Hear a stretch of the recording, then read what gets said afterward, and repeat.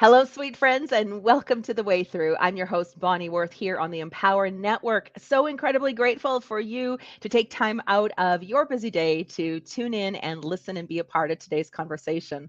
I'm diving into a conversation here, that really kind of helps in determining where things are going, or more importantly, why things maybe aren't working out, why you've maybe been feeling stuck or defeated, or feel like no matter what you've been doing, you've been spinning circles in your life. And so we're really just kind of have a really dive into what's draining your energy. Why does it feel impossible to move forward? Whether you're moving forward in terms of pursuing your goals or dreams or ambitions, or whether you're just looking to work forward on your healing journey. I'm going to really kind of, take a look at what could be getting in the way of your progress. What are those hidden blocks? And of course, giving you some tools for you to begin to manifest and come into a life that you truly love living. So thank you so much for being here, and let's dive in. So we need to first off take a look at what's at the core of our existence. And the core of our existence, of course, is our consciousness.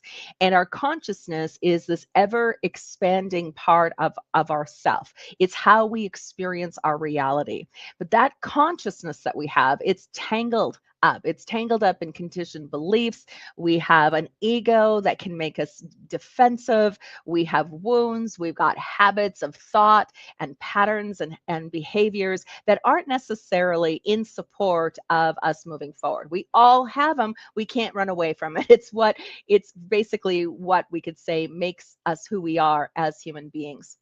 And we can think about this in our day to day life, from waking up in the morning, how we engage in our life with family, friends, at our careers, even scrolling on social media. All of it is a window to how our ego and our conditioning influences our perceptions of reality and what we believe is possible for our life. Now we can have extraordinary experiences with our life, but we can also feel like our life is less than extraordinary. It's seemingly ordinary. And there can be this feeling of maybe these subtle feelings and behaviors that things are just not working out in our favor, deep layers that have us feeling as if we're separate from the life we truly desire living. So, our ego, first and foremost, I love the ego. I think it needs to be blessed, it needs to be embraced, and it's a very fundamental part, I want to say, of what makes us human. But it functions like our personal story. It gives us the narrative, the things that we speak about ourselves, and it's constructed by all of those past experiences, all of the different influences that have we've been subjected to in our life, that or belief systems that we've adopted.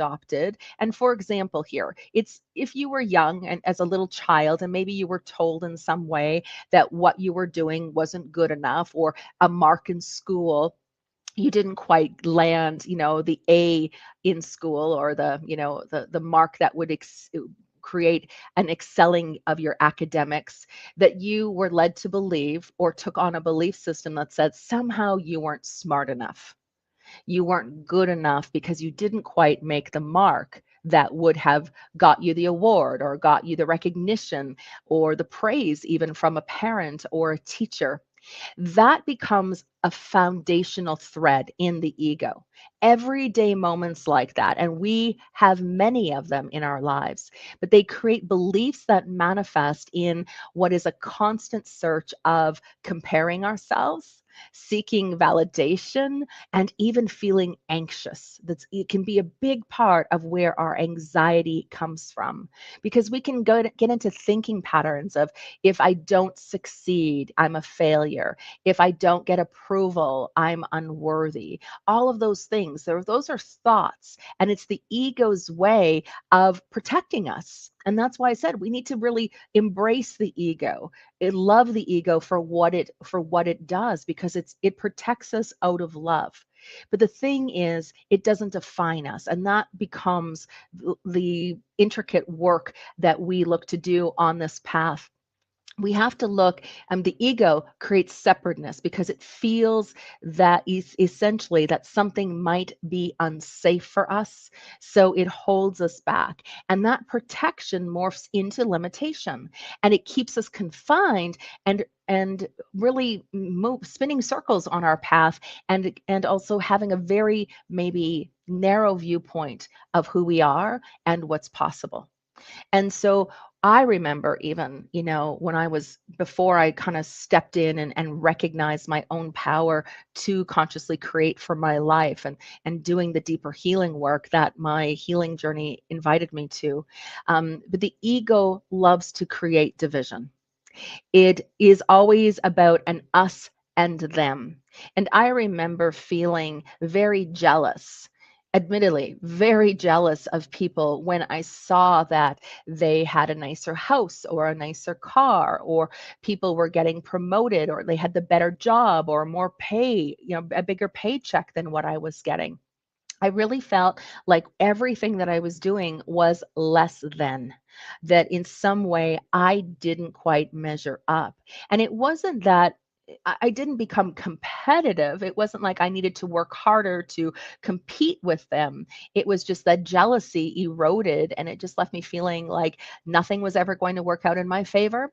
Everything I was doing was somehow measured of not quite being maybe as successful or as worthy, as intelligent, as skilled, as talented. I mean, the list went on. So it was an inner feeling of jealousy. Now I've come to know and understand that when our little human gets jealous, that it's just the universe's way of showing us something that we are moving towards or is looking to manifest in our own life that we haven't realized yet. It's like an invitation. It's like the universe saying, here, this is available for you too. And it sparks a feeling of jealousy.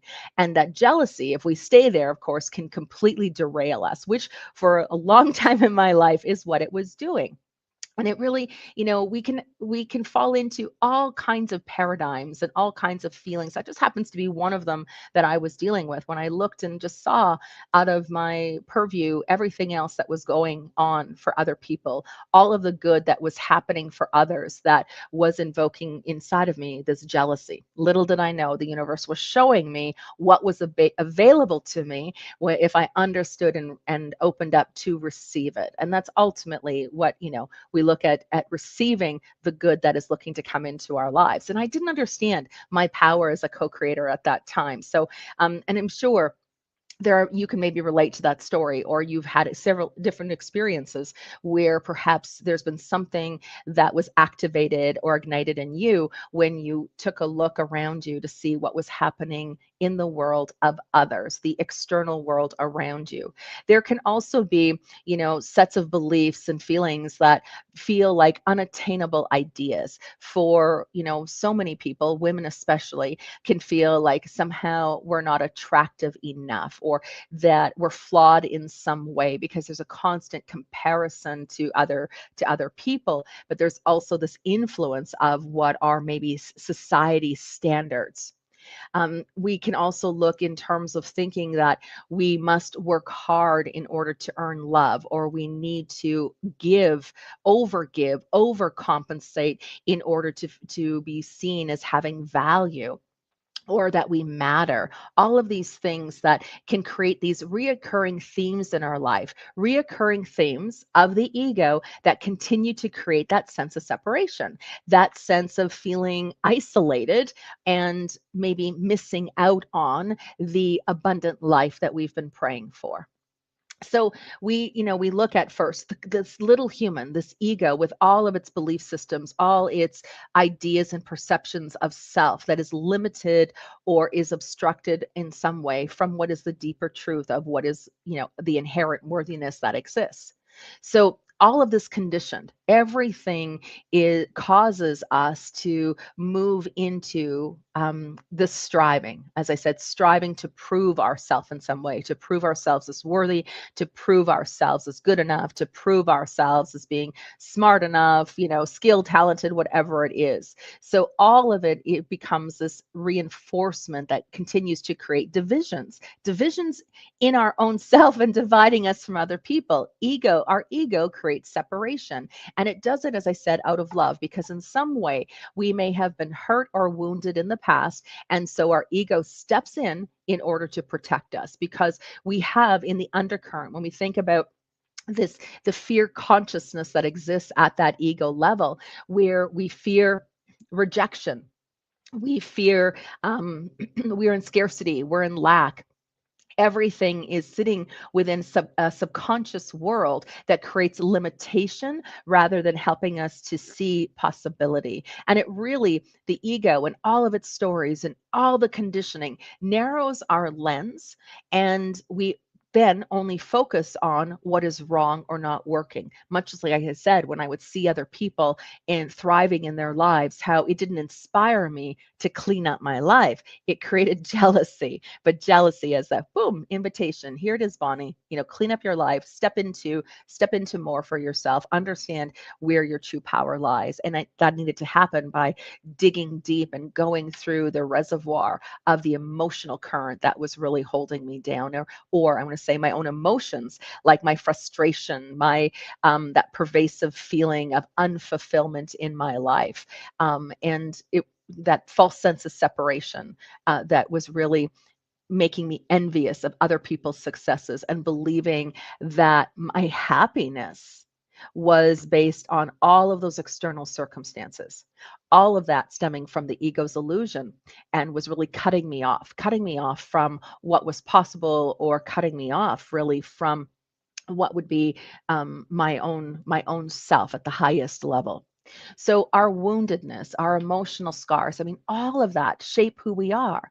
They're invisible, but they are a part of what become a primal instinct for us in terms of what we believe is possible, a primal instinct that is entangled within the fear consciousness. They influence how we see ourselves, how we interpret the world.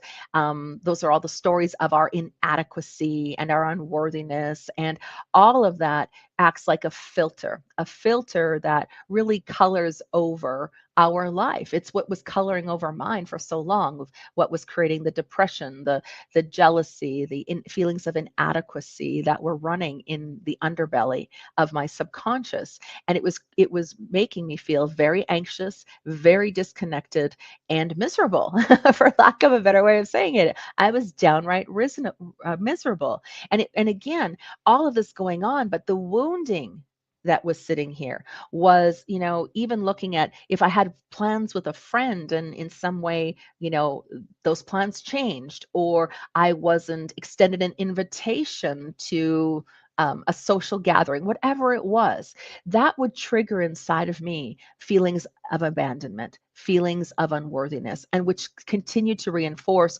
those beliefs that I wasn't good enough. They were like these emotional injuries that chipped away at my self confidence.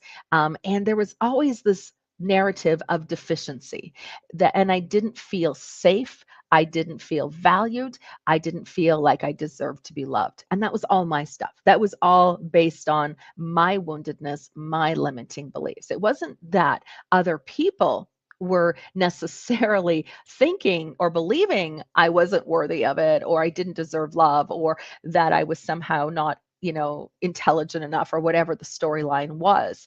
It was my perception, my understanding of myself. And it didn't matter how many accolades that other people would extend to me, or they'd offer, the compliments I'd receive, etc. I couldn't receive it. I couldn't, they were giving it, but I couldn't receive it. And I couldn't receive it because I was I was entangled or overshadowed by the things that had happened in my past, those feelings of not being good enough. Like I said, that fear of rejection, the fear of abandonment.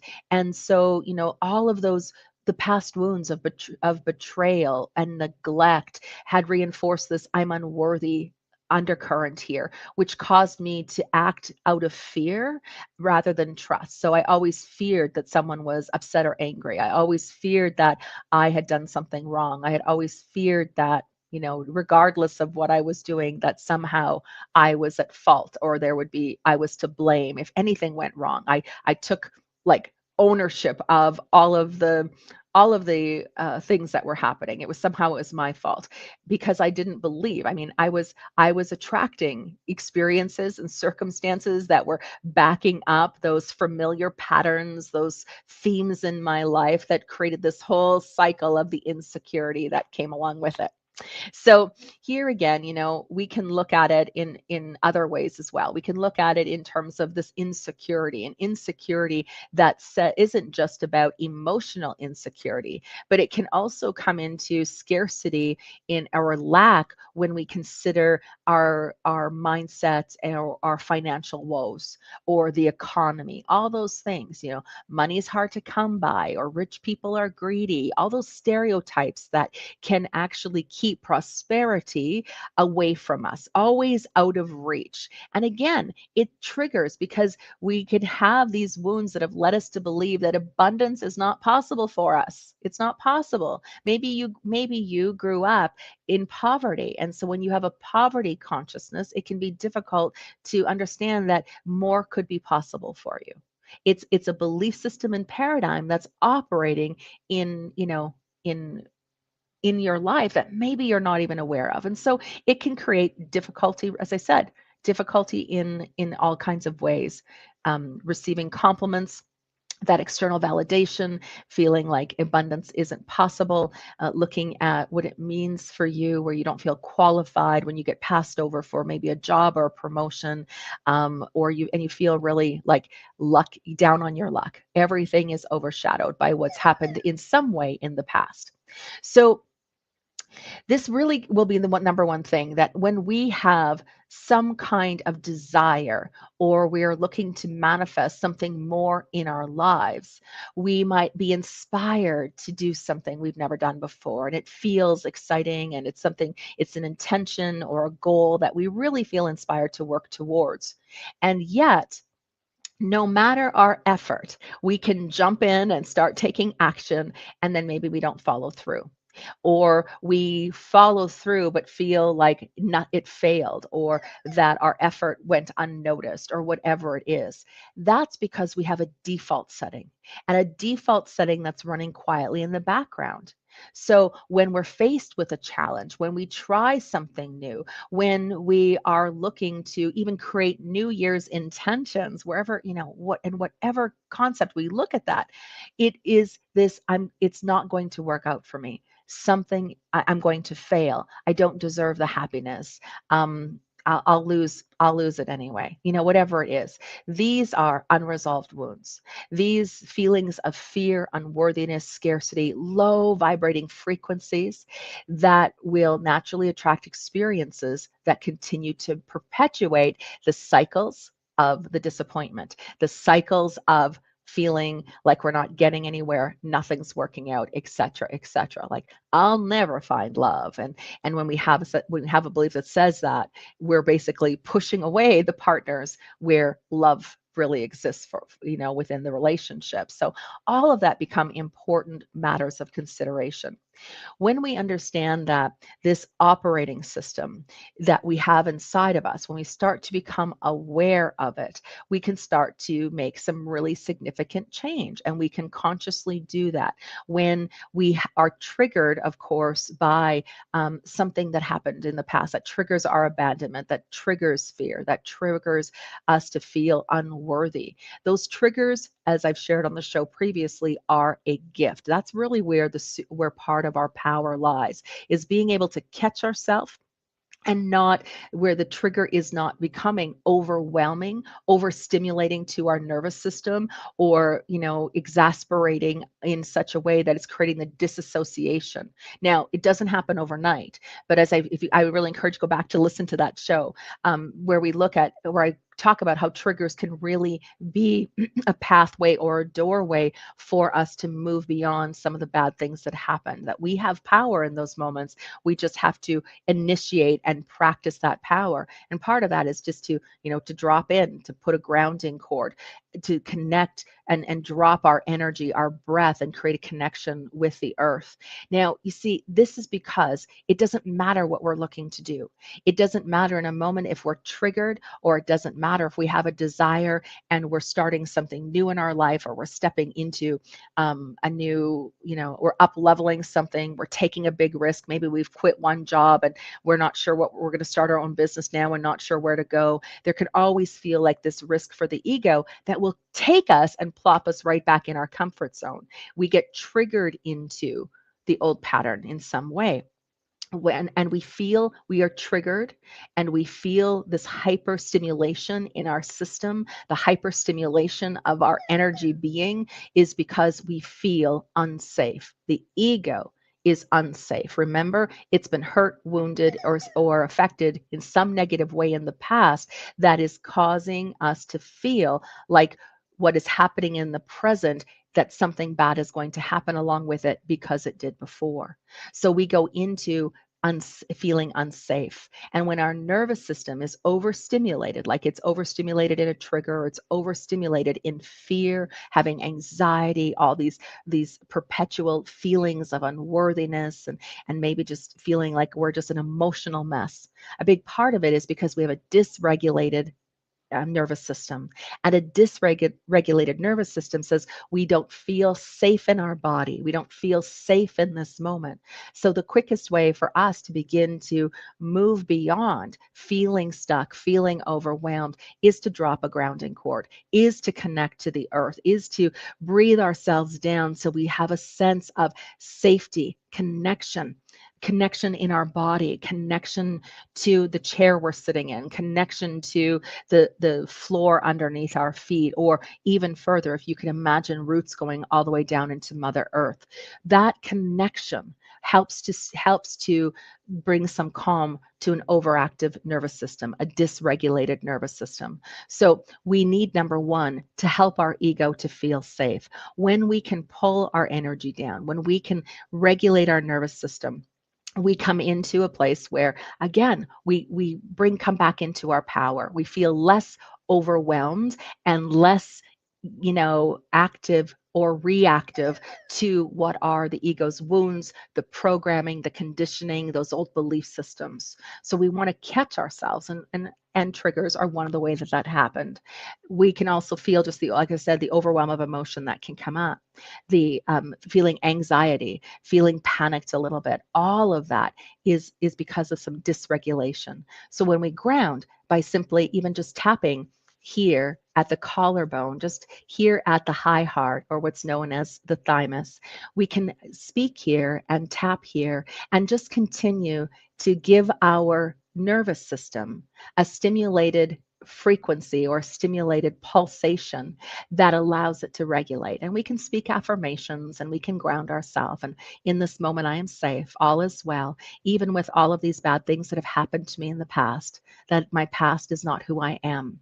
I am not defined by my past, right? We start to regulate. We start to soothe. We can even soothe it. It's a connection to the body in some way. So even by simply giving yourself a hug, or just creating safety, is the number one thing for the ego. The safety in all matters. A safety when we're looking at, even looking to manifest more in our life. Yes, we would love to have an increased income. We would maybe love to have the ideal, wonderful relationship. We would love to have a new home or a new vehicle, or we'd love to have all of these things that we're looking to achieve. Maybe is even accomplishing something in your career, or a success in your business, things that you would love to have. If you don't feel safe, if you have these belief systems that are operating, you're going to feel stuck. You're going to really essentially begin to sabotage yourself. because you're simply in dysregulation. So, working with your nervous system, helping yourself to feel safe in your body, and beginning to repeat to yourself or have a conversation with yourself creates a energetic signal that runs through the body that allows you to step into what is maybe a new beginning, or step in or make the change, or create the decision around something particular in your life. So it takes us out of being stuck. Now we can cycle in being stuck. I'm feeling stuck, I'm not getting anywhere, nothing ever works out for me, right? Those are all the stories of the ego. Or we can catch ourselves in the narrative and catch ourselves in the story and say, no, that's not who I am anymore. Maybe that's who I was before, but no, I know I'm worthy. I know that more is possible for me. I know that inside of me is a being, is a, this angel that exists beyond the things that happened, my divine essence. And so when we look at remembering it in the moment, we can pull ourselves in. We can begin to regulate the nervous system and create some safety. Because when we feel safe, we can receive. When we feel safe, we can feel more trusting. When we feel safe, we begin to, it's safe to make change. It's safe to start this for this new beginning.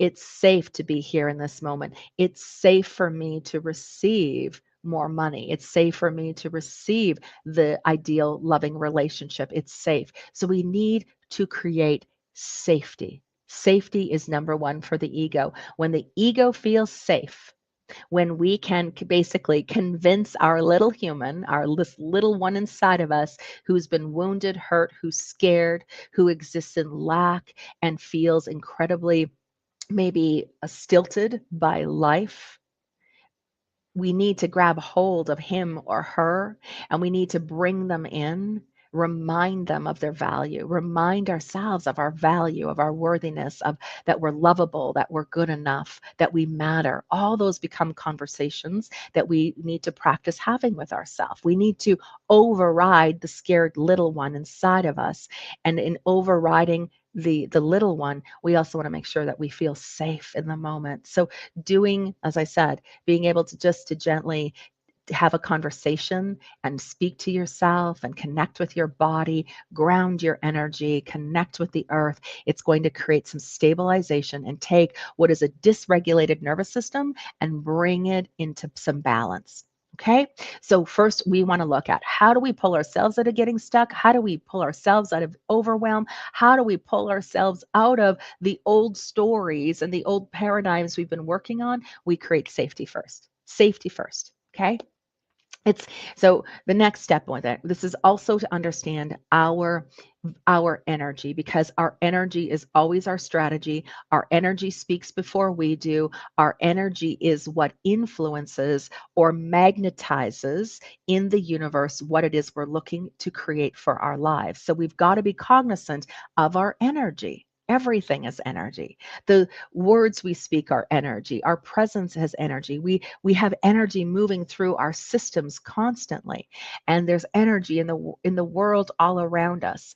And so we want to make sure that we are being very aware of the energy that we are expressing. The energy is such important, because at its core, it is the energetic signal to the universe. It's what's going out into the universe. As I've always said, this is like the energy of all of the limiting beliefs. The limiting beliefs that are there is the information going into the universe, which is like our unconscious prayer overriding what we truly have been praying for, because of the influences of the conditioning, the woundingness, the belief systems, right?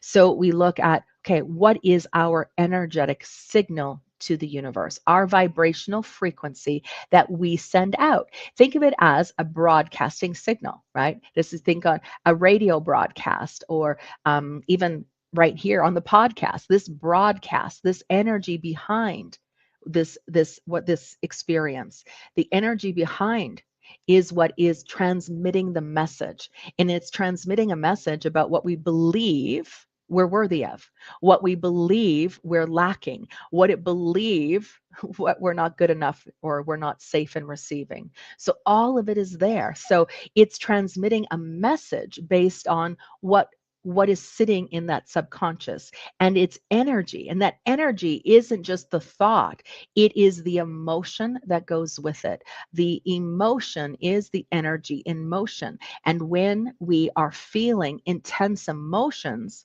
whether positive or negative, that intense emotion is creating. And so we need to be conscientious, and it's creating powerfully. And even what we could say is a negative emotion can be creating for the good. So this isn't about not having a negative emotion. Don't feel sad, don't be angry, don't, all of those things that don't, because that's not spiritual. You know, don't be, don't stand up for yourself, or don't speak your truth, or don't say something, or don't do this A, B, or C, because that's not being spiritual. And that's actually not it. It's to understand that the energy of any emotion that is influencing behind our desire, when we are in a place of absolute, I can't take this anymore, something has to change, this isn't okay, I'm worthy of a better life, I know that I matter, all of these things. And when it's done with intensity, whether it's done with through because we've gotten angry and frustrated, or we're in a place of joy, either way, it's energy that goes into vibration and can support our conscious creation. But the energy that is derived from those other emotions that are in unlovable and feeling victimized and feeling, cycling, that's energy that really deflates our best efforts. So we want to allow for every feeling and emotion, and we want to allow for that to supercharge, but we want to supercharge based on what's going on in our mind and what we're speaking and we're affirming. So let the emotion be a part of it. It's a part of what's transmitting the message. We just need to be conscientious of how we're using that energy. Are we using it towards affirming that we're worthy and deserving of receiving the good that we're seeking in our life? Or are we using the energy to back up the story of the ego that says I'm unworthy, unlovable, and nothing ever works out for me? Okay, so it becomes such an important part because it's the information that is out there. So when we have longing for anything, longing, whether it's love or success, security, recognition, maybe even for healing and for a change in our life, and we just get into that place of frustration because this, I can't do this anymore, I can't live this way anymore, this isn't working out, this job just doesn't feel right for me, and all of these things, when we understand it, becomes it's a part, that state of longing that exists there. But just like jealousy being what can be deemed as this negative emotion, yes, it's negative if we allow ourselves to stay there.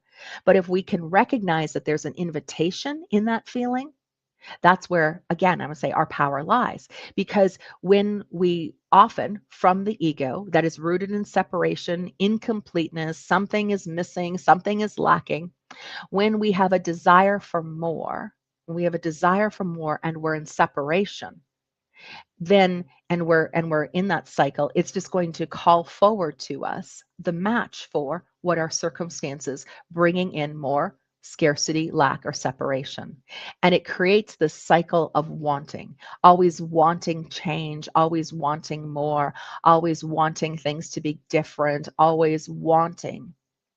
And here's the thing, is the desire for more. Our desire for change, desire is divine. Desire is the soul saying, you are worthy for more. You are, this is what you're here or what's meant for you. The universe is supporting you in your life. This desire, that feeling that comes up for the desire for more, is your soul, is the higher self going, you are worthy of more. It's the inner reminder that's taking place. So desire is divine. But what comes is the dynamic is when we have desire, we bring in wanting. I want it, I want it, I want it, I want it. It becomes a fixation. And the fixation is because we are in the space between where we want to be and where we are and where we want to be. So it's understandable we have it. But a fixation of wanting only creates more frustration. It reinforces a vibration of lack. It continues to keep the cycle of being stuck and as if nothing is coming into form or nothing is manifesting in our life. The desires are not being fulfilled by the universe. So it also, that perpetual striving of the ego, I've got to do more, do more, do more, do more. All of those things come from wanting. Now, wanting is also, of course, a part of, yes, we have a desire which says, I want it. But when we stay in wanting, here's the key, is that those emotional states that wanting creates, the desperation, the impatience, the anxiety, that feeling, those belief systems that back it up that say, I'm undeserving of it or I'm unworthy of it, keeps us in a cycle of wanting, but it creates energy of wanting. And the universe is gracious, and the universe cannot differentiate between what we want and what we don't want. It only recognizes that we're focusing on wanting that thing, wanting the wonderful relationship, wanting to lose weight, wanting a new job, wanting more money, wanting a bigger house, or wanting to move, wanting, wanting, wanting.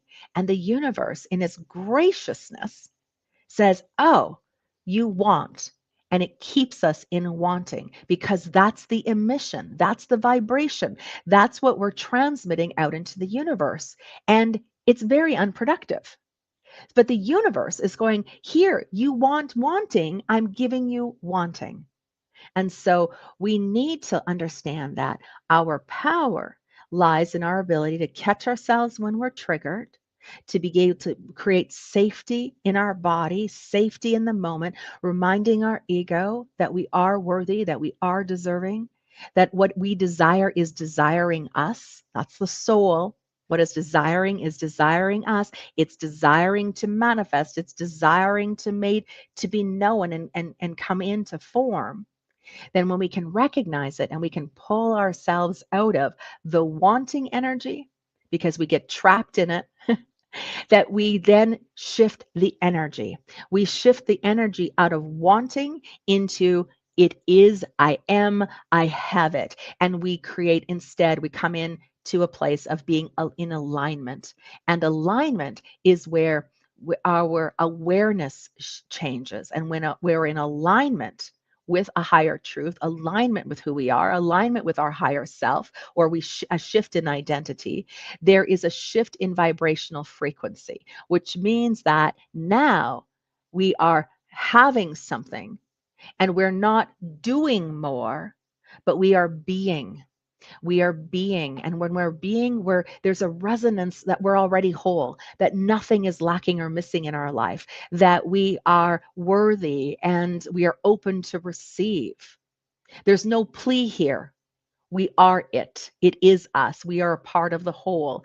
And that higher perspective of the I ams, of the higher truths of what is divine inside of us, now become more of an influencing energy as we co-create, an energy that goes into receiving from complete worthiness because it's rooted in trust. It's rooted in something beyond the ego.